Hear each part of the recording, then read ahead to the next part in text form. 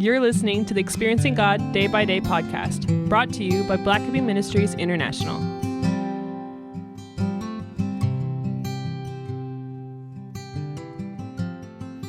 August 23rd.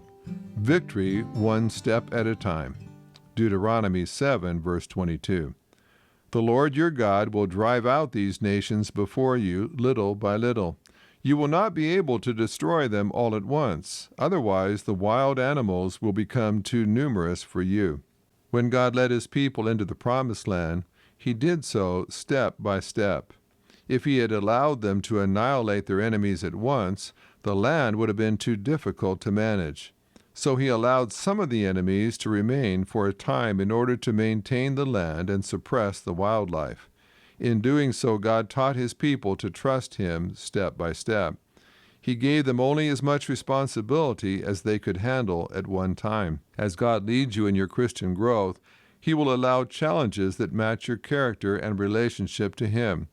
God will not totally change your character at once when you become a Christian. Rather, he will lead you through a process to become more like his Son. He will keep working in an area in your life until it is controlled by the Holy Spirit. You may eagerly desire maturity in every area of your character, but steady, gradual growth is more lasting.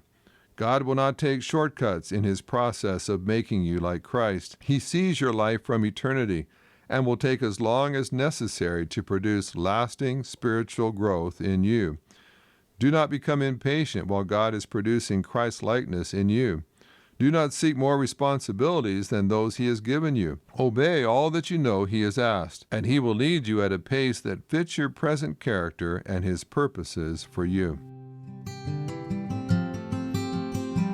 This podcast is based on the book Experiencing God Day by Day by Henry and Richard Blackaby, published by B&H Publishing Group, music by Mark Brown.